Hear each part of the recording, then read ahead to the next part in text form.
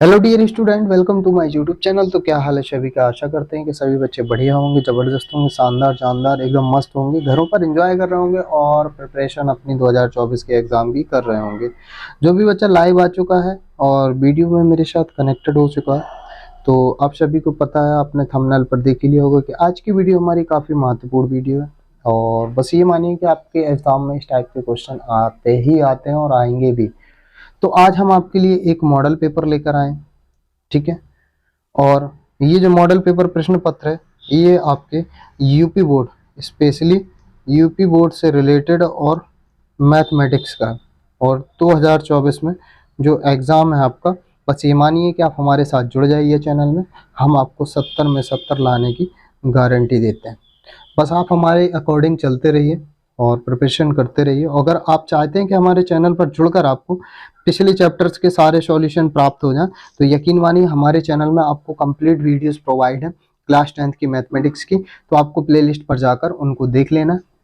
अगर किसी प्रकार का डाउट है तो आप मेरे व्हाट्सअप नंबर 8353933310 पर व्हाट्सअप करके, ओनली ऑन व्हाट्सअप करके अपने डाउट्स को क्लियर कर सकते हैं।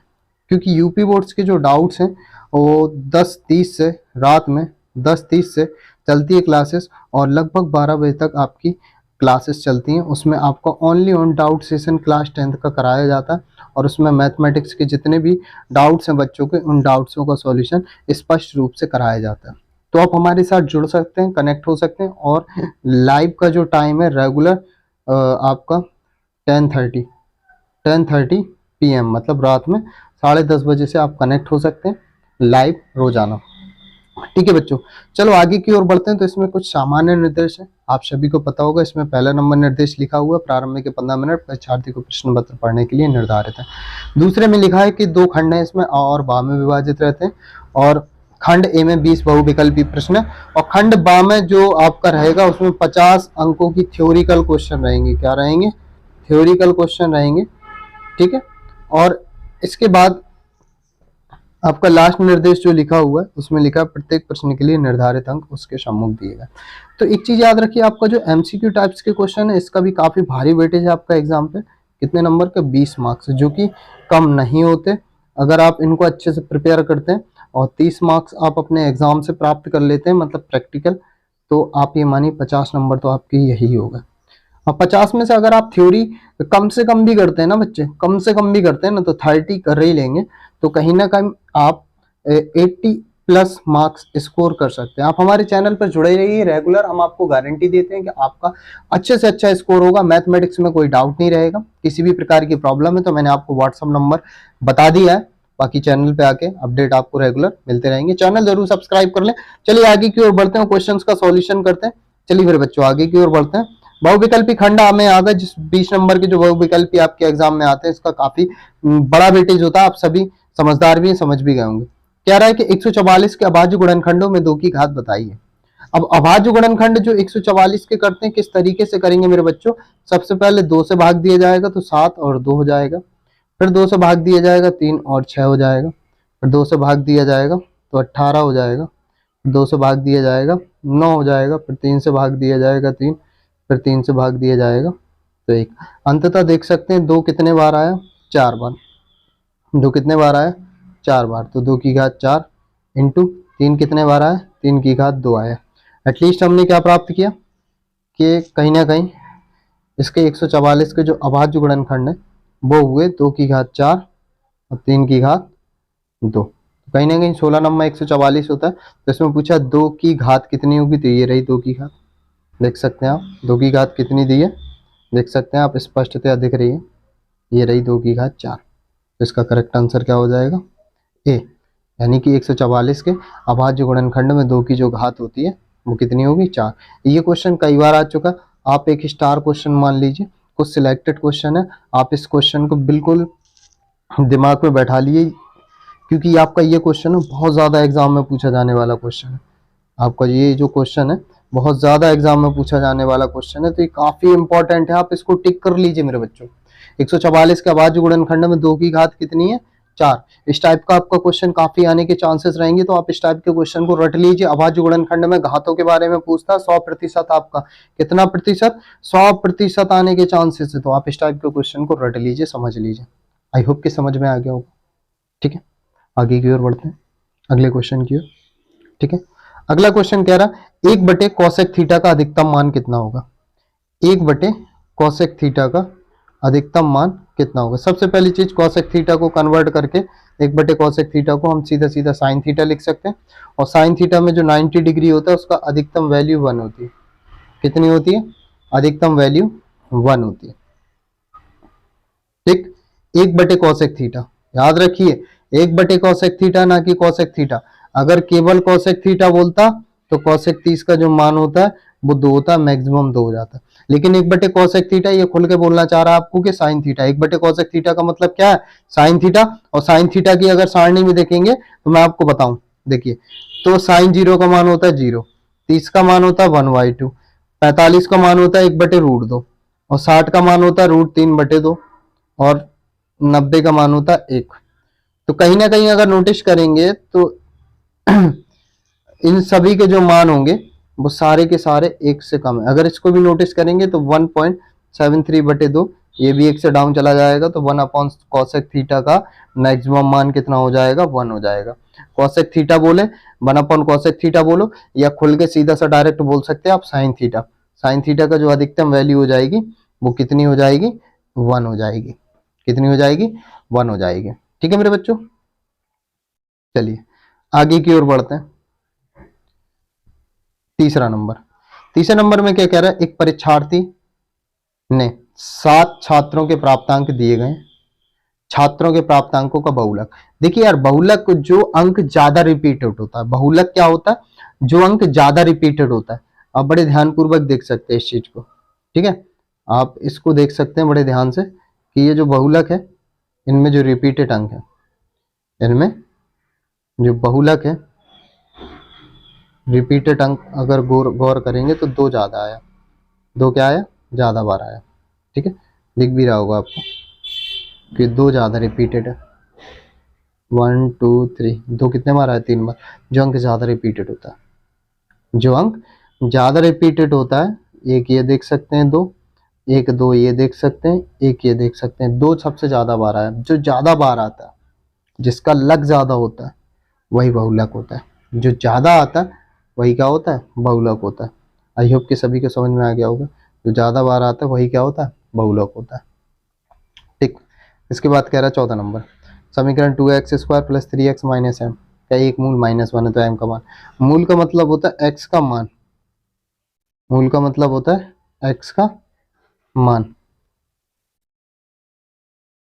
ये कितना हो जाएगा, -1 का स्क्वायर 1, ये 2 हो जाएगा, -3 - m बराबर 0, माइनस का 1 बराबर -m, है ना। ठीक है, कितना बचेगा, ये माइनस का 1, ये माइनस का m इज इक्वल 0, तो -m बराबर कितना बचेगा, प्लस का 1, और 1 उस तरफ चला जाएगा तो m इज इक्वल माइनस का 1। ठीक है, m इज इक्वल कितना हो जाएगा, माइनस का 1। तो करेक्ट आंसर क्या हो जाएगा, -1। ठीक, आई होप समझ में आ गया होगा। इसके आगे चलते हैं। चलिए 5वां नंबर कह रहा है कि रैखिक समीकरण योग में लिखा हुआ है 6x - 7y 3x - 4y बराबर 5 के हल बताने किस तरीके के होंगे। बिल्कुल देखते हैं भाई, यहाँ पर a कितना है, 6, a1/a2 के पहले चेक करते हैं। 6/3 इज इक्वल कितना बचा, 2, और ये b1 कितना है, b1 दे रहा -7 और b2 दे रहा -4, तो 7/4। तो कहीं ना कहीं देख सकते हैं a1/a2 does not equal b1/b2 की स्थिति, और ये है प्रतिच्छेद वाली स्थिति, और प्रतिच्छेद में केवल एक अद्वितीय हल निकलता है। क्या निकलता है, एक अद्वितीय हल निकलता है। तो इसका जो करेक्ट आंसर हो जाएगा एक अद्वितीय हल हो जाएगा, ऑप्शन है। ठीक है मेरे बच्चों, आई होप समझ में आ गया होगा। इसके बाद चलते हैं अगले क्वेश्चन में, छठवें क्वेश्चन की तरफ। तो छठवां क्वेश्चन क्या कह रहा है? कह रहा है एक गोले का पृष्ठीय क्षेत्रफल, गोला क्या है, उसका पृष्ठीय क्षेत्रफल होता है 4 पाई आर स्क्वायर। लंबवर्ती बेलन जिसकी ऊंचाई, एक लंबवर्ती बेलन जिसकी ऊंचाई तथा व्यास प्रत्येक 12 सेंटीमीटर। तो बेलन दोनों के वक्र पृष्ठीय क्षेत्रफल समान है, 2 पाई। आर कितना हो जाएगा, व्यास 12 है तो आर कितना हो जाएगा 6। और बेलन की जो ऊंचाई है और व्यास दोनों 12 सेंटीमीटर दे रहा है। तो क्योंकि इसका वक्र पृष्ठ क्या होता है, 2 पाई आर एच होता है ना बेलन का, तो आर की जगह 6, एच की जगह 12। ठीक है, पाई से पाई कैंसिल, 2 से भाग देंगे 2 बार और 2 से भाग देंगे 6। तो आर स्क्वायर बराबर कहीं ना कहीं गौर कर सकते हैं 36, 36 का वर्गमूल आर बराबर कितना हो जाएगा 6। तो जो त्रिज्या हो जाएगी वो कितनी हो जाएगी, 6 हो जाएगी। ठीक है मेरे बच्चों, जो त्रिज्या हो जाएगी वो कितनी हो जाएगी, 6 हो जाएगी, ऑप्शन सी करेक्ट हो जाएगा। इसके बाद के का मान जिसके लिए समीकरण दिए हुए हैं दोनों का कोई हल नहीं है। जब कोई हल नहीं है तो समांतर वाली स्थिति है। समांतर वाली स्थिति है तो a1/a2 होता है बराबर b1/b2 होता है, डज नॉट इक्वल c1/c2 होता है। इस कॉन्सेप्ट को लगाएंगे और इस कॉन्सेप्ट के अकॉर्डिंग क्या करेंगे, सॉल्यूशन करेंगे। तो सॉल्यूशन किस तरीके से करेंगे, a कितना रहा 3, a2 कितना रहा k, b1 कितना रहा -4, b2 कितना रहा 3। तो कितना हो जाएगा, इनको पलट दो, k/3 हो जाएगा, इसको ऊपर ले जाओ, -3/4 हो जाएगा। तो k बराबर 3 का 3 के साथ गुणा हो जाएगा तो -9/4। k बराबर कितना हो गया, -9/4। तो k बराबर कितना हो गया, -9/4। ठीक है, इसके बाद कह रहा है कि दो बिंदु दिए हैं P और Q के बीच की दूरी 5 इकाई। तो फॉर्मूला क्या रहेगा, D बराबर जो फॉर्मूला होता है x2 - x1 का whole square plus y2 - y1 का होल स्क्वायर, वही अंडर रूट के अंदर। ठीक है, और ये रहा x1 y1 x2 y2। ठीक है, इसके फॉर्मूले से हम सॉल्व करते हैं।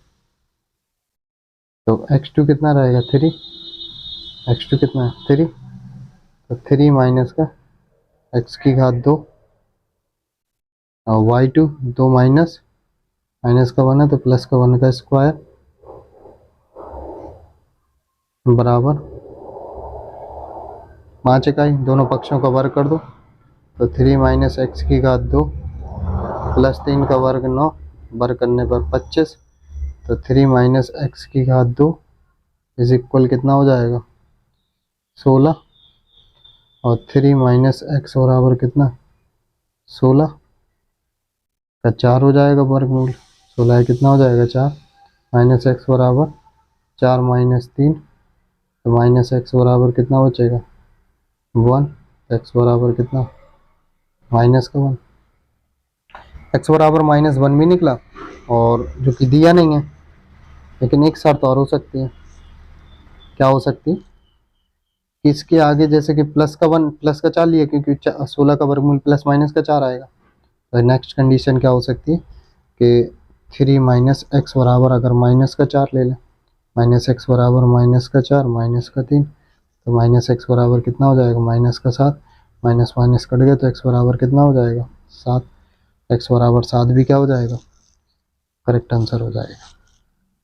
ठीक है मेरे बच्चों, एक्स बराबर 7 करेक्ट आंसर हो जाएगा। ठीक, अब अगले क्वेश्चन की ओर बढ़ते हैं और अगले क्वेश्चन को देखते हैं। तो 8वें नंबर में तो कंप्लीट हो चुका, 9वें नंबर में कह रहा है एक्स अक्ष पर वह बिंदु है ना, एक्स अक्ष पर वह बिंदु है जो 2 - 5 और -2 8 से समदूरस्थ है। सपोज करो इस तरीके से एक लाइन ड्रॉ करते हैं, ये ए है और ये बी है। ठीक है मेरे बच्चों, आई होप कि समझ में आ रहा होगा सभी को।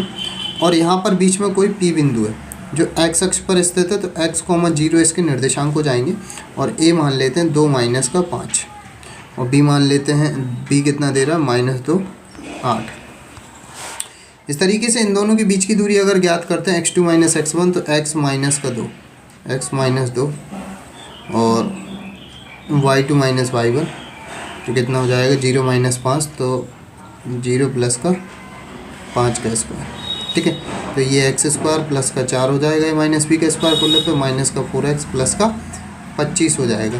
तो x² माइनस का 4x और 25 4 कितना हो जाएगा 29 हो जाएगा। x² - 4x प्लस का 29। इसके बाद इस बिंदु x, 0 जो दिया हुआ है और -2 8 दिया हुआ है, इन दोनों के बीच की दूरी x - x2 यानी कि माइनस प्लस हो जाएगा, +2 का स्क्वायर और 0 - 8 का स्क्वायर यानी कि 81 का स्क्वायर। अगर इसको ओपन करते हैं तो वास्तविकता में जब इसको ओपन करेंगे तो ये x² हो जाएगा प्लस 2 का वर्ग 4 हो जाएगा और प्लस 4x हो जाएगा और ये हो जाएगा 81। तो कहीं ना कहीं x² से x² कट जाएगा और 4x इस तरफ पक्षांतर कर लेंगे तो माइनस का 4x ये लिखा और माइनस का ये भी इस तरफ जाएगा तो माइनस का 8x हो जाएगा। ठीक है, और ये बराबर में 81 इसके रहेगा, क्योंकि ये जो 4x है ये वाला इसकी तरफ पक्षांतर कर ले जाएंगे तो माइनस का 8x हो गया और ये जो 29 है 81 की तरफ आ जाएगा। ये जो 29 है वो क्या आ जाएगा 81 और ये 4 85 और माइनस का 29 हो जाएगा। ठीक है, तो चेक करेंगे इसके बाद। तो माइनस का 8x लिखा हुआ है, 15 में से 9 जाएगा, कितना बचेगा 6 बचेगा। ठीक है, इसके बाद 7 में से 2 जाएगा, 5 बचेगा, 8 7 56। तो x बराबर -7 आ जाएगा। x बराबर कितना आ जाएगा, x बराबर -7 आ जाएगा। x बराबर कुल मिला के -7 आएगा तो बिंदु कितना हो जाएगा -7, 0। तो कुल मिला के ये जो बिंदु दिया हुआ ना PA, ठीक है, और ये दे रहा है PB। ठीक है, ये PA बराबर हमें PB करना है, क्या करना है PA बराबर PB करना है कहीं ना कहीं। तो आई होप कि सही बच्चों को समझ में आया होगा। हमें क्या करना है, एक जो डिस्टेंस मानिए, अब यहाँ पे देखिए मैं आपको बताता हूँ फिर से। तो ये कहीं ना कहीं जो डिस्टेंस है, ठीक है, यहाँ पर x अक्ष पे कोई बिंदु x, 0 मान लेना अपन को, और ये -2, 8 है। ठीक है, और ये 2 माइनस का 5 है। ठीक है मेरे बच्चों, इसकी डिस्टेंस और इसके बीच की डिस्टेंस अगर इसको a मान लो, इसको b मान लो, इसको p, तो AP इक्वल BP कर देना तो आप एटलीस्ट पाएंगे x बराबर -7 कैलकुलेट करने के बाद। बस बिंदु यही हो जाएगा -7, 0। तो देख सकते हैं आप आंसर कौन सा करेक्ट हो जाएगा, -7, 0। ठीक है मेरे बच्चों, इसके बाद अगला कह रहा है XI वर्गीकृत आंकड़ों के वर्ग अंतरालों के मध्य बिंदु है। ठीक है, तथा FI उनकी संगत बारंबारता है, x बार माध्य है। तो देखिए x बार जो माध्य होता है, तो माध्य बराबर जो होता है वो होता है सिग्मा FX बटे सिग्मा F या N। ठीक है, ये होता है ना। यहाँ पर अगर गुणा करते हैं तो सिग्मा FX तो बन जाएगा और सिग्मा x के ऊपर बार। ठीक है, तो इनका कहीं ना कहीं अगर गुणा करते हैं, कहीं ना कहीं अगर गुणा करते हैं तो सिग्मा FX का मान फाइंड किया जा सकता है। तो x bar sigma F minus sigma x bar. ठीक है, तो इसका कहीं ना कहीं उनके ख्याल से पॉसिबल नहीं है मान। कई बार क्या होता है ना कि क्वेश्चन भी गलत नोट हो जाते हैं। तो ये बराबर है, तो कहीं ना कहीं मेरे हिसाब से 0 के बराबर होगा। ठीक है, कहीं ना कहीं क्या होगा 0 के बराबर होगा, क्योंकि सिग्मा FX माइनस x बार के ऊपर sigma FX upon sigma F, तो कहीं ना कहीं ये कट के 0 ही आएगा। तो कहीं ना कहीं इसका ऑप्शन नहीं होगा। तो बाकी देखूँगा अगले क्वेश्चन की ओर, अगर कोई डाउट है तो देख लेंगे, बाद में कर लेंगे इसको। ठीक है, वैसे 0 आएगा इसका आंसर। इसके बाद चलते हैं 11वें नंबर। 11वें नंबर में कह रहा है ABC और DEF में AB बटे DE और BC बटे FD, तब दोनों तरफ समरूप होंगे। दोनों तरफ समरूप होंगे। देखिए ये दे रहा ABC और ABC और DEF क्या दे रहा, AB बटे DE और BC बटे FD। तो जो B होगा इनके बीच का और जो D होगा इनके बीच का, B और D आपस में क्या होंगे, बराबर होंगे। दिख रहा होगा कि इस भुजा और इस भुजा के बीच का कोण, इस भुजा और इस भुजा के बीच का कोण, क्योंकि समरूप यही भुजा है ना आपस में समानुपाती, तो इनके बीच का जो कोण होगा B और D आपस में इक्वल हो जाएंगे। तो ऑप्शन सी करेक्ट हो जाएगा। इसके बाद आगे की ओर देखते हैं। तो कह रहा है ये लिखा हुआ है इन दोनों का लासा है। लासा मैक्सिमम पावर निकालते हैं। 2 की घात 3 मैक्सिमम है। गुणनखंड एकदम आसान होता है, दोनों में 3 निकलेगा और ये 5 है तो 5 निकल आएगा। ये 9, ये 15, 15 नंबर 1 135, 15 नंबर 135 हो जाएगा। 15 नंबर कितना हो जाएगा, 135 हो जाएगा। ठीक है। इसके बाद एक माध्य निकालने का एक फार्मूला होता है जो होता है लघु विधि में। माध्य x बराबर होता है एक कैपिटल या स्मॉल है, कुछ भी लिख सकते हैं, सिग्मा FD बटे सिग्मा F होता है। ठीक है। तो ये जो होता है मध्य पद होता है। ठीक है। वर्ग जो मध्यमान होता है, मध्यमान का मध्य पद होता है। क्या होता है, मध्यमान का मध्य पद होता है। यहाँ पर आंसर देखेंगे तो क्या दे रहा, आंसर को समझेंगे। वर्गों की निम्न सीमा ना भाई, वर्गों की उच्च सीमा ना, वर्गों के मध्य बिंदु, तो कहीं ना कहीं मध्य बिंदु होता है तो मध्य लिख देंगे, ये वाला करेक्ट कर देंगे। ठीक है मेरे बच्चों। और इसके बाद देखते हैं 14वां नंबर। 14वें नंबर में कह रहा है कि त्रिज्या R सेंटीमीटर, ऊंचाई S सेंटीमीटर वाले लंबवती बेलन, ये रहा लंबवती बेलन, इसकी त्रिज्या R और ऊंचाई H। ठीक है। एक लंबवती बेलन ठीक समावेशित होने वाले गोले का व्यास है।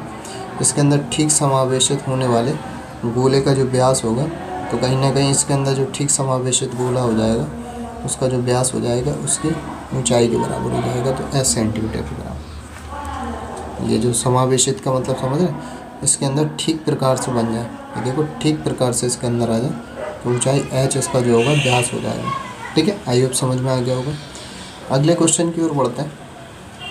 अगले क्वेश्चन पे क्या कह रहा है, tan A बराबर √2 है ना, तो cot A का मान होगा, तो भाई cot A का मान बिल्कुल अपोजिट हो जाएगा, बना √2। tan A बराबर √2 है तो cot क्या हो जाएगा, इसका बिल्कुल अपोजिट हो जाएगा, 1/√2। इसके बाद कह रहा है बिंदुओं का मध्य बिंदु x1 + x2/2 और y1 + का y2/2 हो जाएगा। x1 6 और 2, 6 2 8/2, y1 2 और 4 6/2, यानी कि 3, यानी कि 4, 4,3।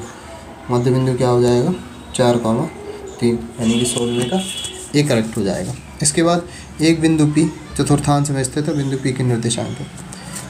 एक बिंदु P तृतीय चतुर्थांश में स्थित है। तृतीय चतुर्थांश में जो भी बिंदु स्थित है, तृतीय चतुर्थांश बोल रहा, दोनों के मान ऋणात्मक होंगे, तो ऑप्शन सी करेक्ट हो जाएगा। इसके बाद देखेंगे tan A बराबर √3 और tan B बराबर 1/√3, तो A + B का मान देखो। tan A बराबर √3, tan A बराबर जब √3 होता है तो A बराबर जो होगा 60 डिग्री, A बराबर कितना हो जाएगा 60 डिग्री। और tan B बराबर कितना दे रहा है 1/√3, तो B बराबर कितना हो जाएगा, tan में 1/√3 30 डिग्री का मान। और A + B हो जाएगा 90, है ना, तो tan A + B कह रहा है tan 90, और tan 90 का मान कितना होता, अनंत होता। tan 90 का मान क्या होता, अनंत होता, क्योंकि इससे कंपैरिजन करेंगे A बराबर 60, इससे कंपैरिजन करेंगे तो B बराबर 30, और A + B tan 90, है ना, tan 90 का मान अनंत हो जाएगा। ठीक है, डी ऑप्शन करेक्ट हो जाएगा। इसके आगे देखते हैं 19वां नंबर। 19वें नंबर में कह रहा है x बराबर 12, y बराबर 5, 9x square plus 49y square minus 42 xy का मान होगा। इसको 3x स्क्वायर लिख सकते हैं, 9x स्क्वायर को। इसको 7y स्क्वायर लिख सकते हैं, -2a इंटू बी, तो 7 छंग 42, तो कहीं ना कहीं a स्क्वायर b का स्क्वायर -2ab, यानी 3x माइनस 7y का होल स्क्वायर। तो 12 × 36, 7 × 5 = 35, 1 का स्क्वायर 1 ही बचेगा। तो 19वें का ए करेक्ट हो जाएगा, 19वें का ए जो होगा वो करेक्ट हो जाएगा। ठीक है, इसके बाद देखते हैं हम 20वां नंबर। यदि किसी समांतर श्रेणी के प्रथम m पदों का योग इतना दे रहा है तो सारमांतर होगा। देखो m पदों का जो योग दे रहा है वो दे रहा है a m स्क्वायर प्लस का bm, और n पदों का जो योग होता है वो n/2 और 2a प्लस का n-1 इंटू डी होता है कहीं ना कहीं। ठीक है, क्या होता है n/2 2a plus n-1 into D. इस जो ऊपर लिखा हुआ है m पदों का योगफल, इसको हमें इस रूप में कन्वर्ट करना है। ठीक है, तो किस तरीके से करेंगे, तो Sm बराबर जो दे रहा है am स्क्वायर, सबसे पहले इसमें m कॉमन ले लें, कितना बचेगा am बचेगा प्लस का b बचेगा। तो फिर हमें यहाँ पर एक चीज़ गौर करना कि m/2 करने के लिए 2 से गुणा भी करना पड़ेगा, 2am प्लस 2b।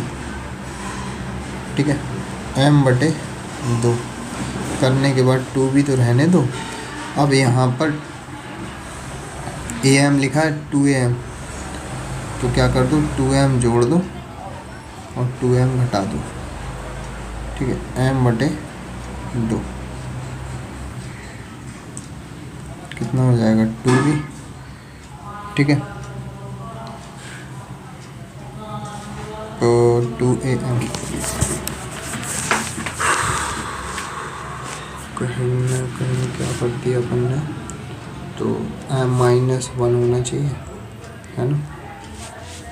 m-1 कैसे निकलेगा, जब हम इसमें से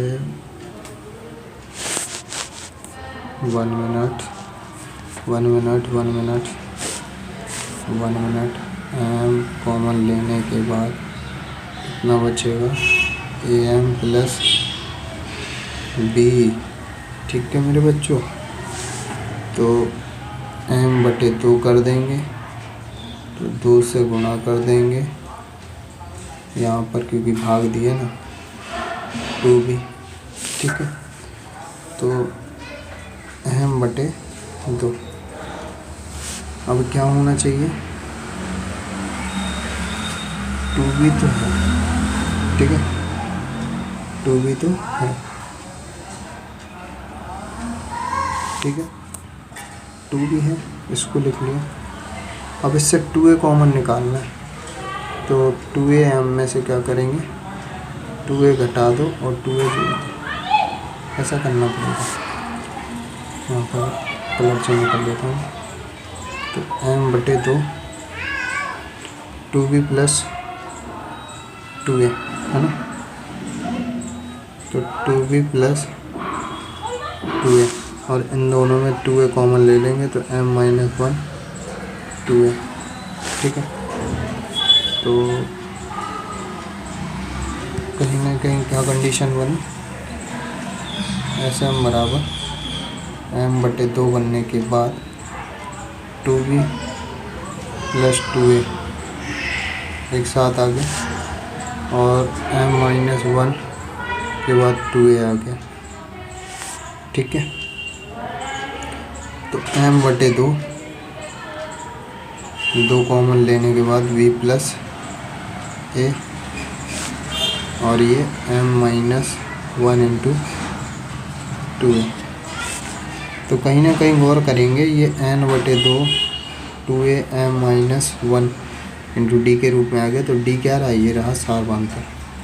डी बराबर कितना रहा 2 है, तो ये रहा B number correct answer. I hope सभी को समझ में आ गया होगा, है ना।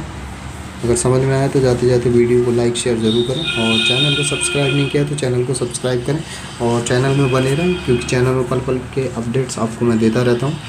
और सभी बच्चों को bye bye, take care and good luck for your upcoming exams.